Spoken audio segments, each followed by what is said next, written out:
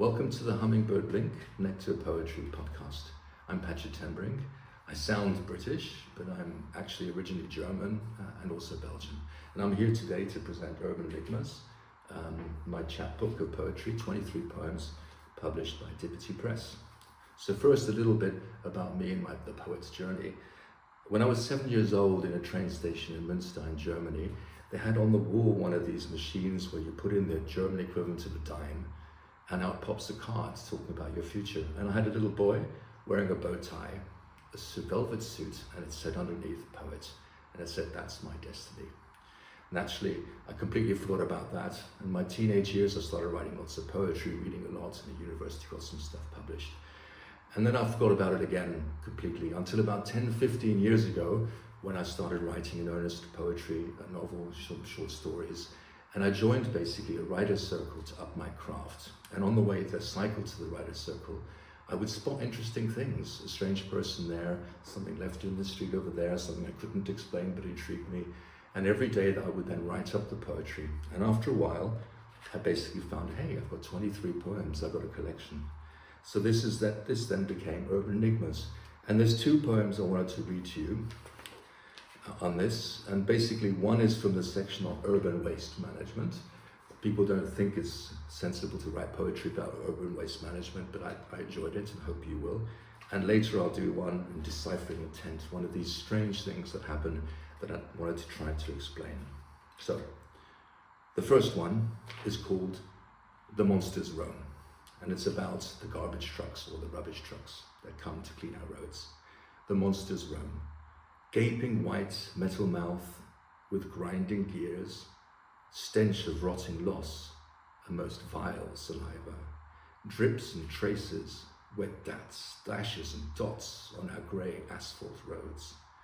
From before the crack of dawn you roam our streets, devour all we discard. Two luminescent pilot men darting about and feeding you bulging white sacks. You are a bulimic behemoth.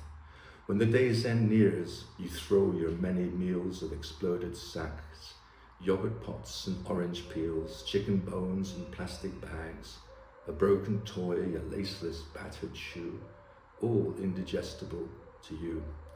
As day turns to night, the yellow-clad pilotmen wash you down, clean you up, grease your joints and pump oil into your beating iron heart. You cough and splutter, readying for another journey of constant gorging, lapping up our detritus, and we, caring citizens all, we file out our front doors in late night repeat choreography, dutifully lining the pavements with fresh bulging plastic sacks, giant bags of sweetmeats for an alien appetite.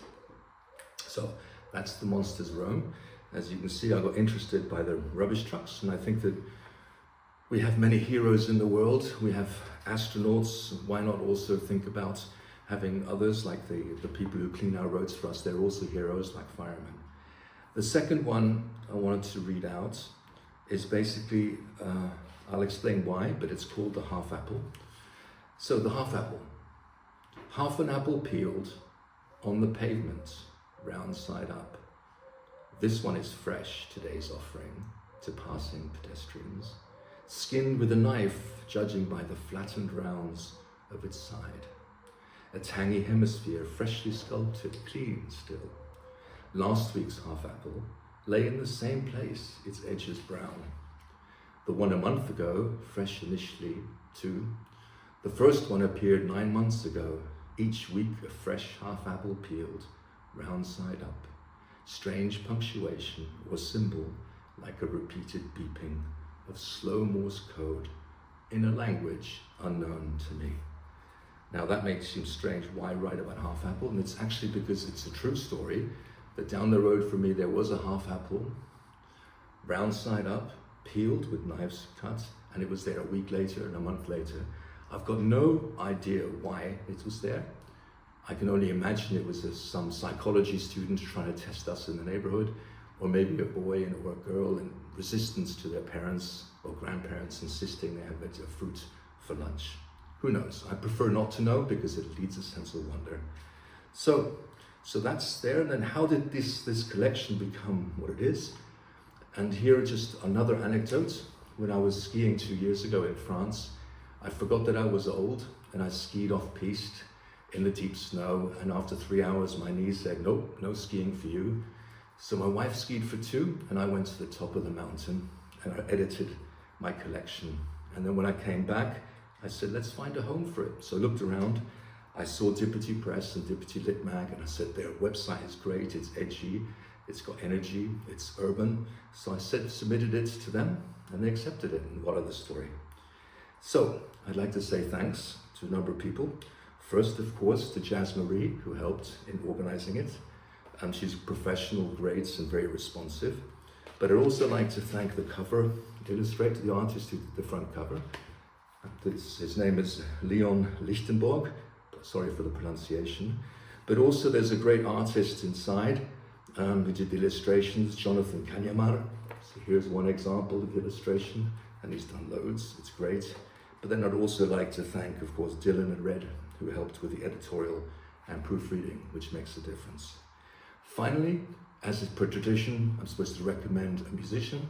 I'd like to recommend Chabolo Schmidt of Jazz Manouche, who's sort of an inheritor of the great Django Reinhardt, and I want to do all of me.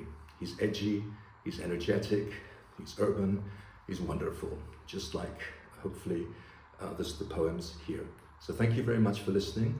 I enjoyed writing these, and I hope you enjoyed reading them. Thank you very much.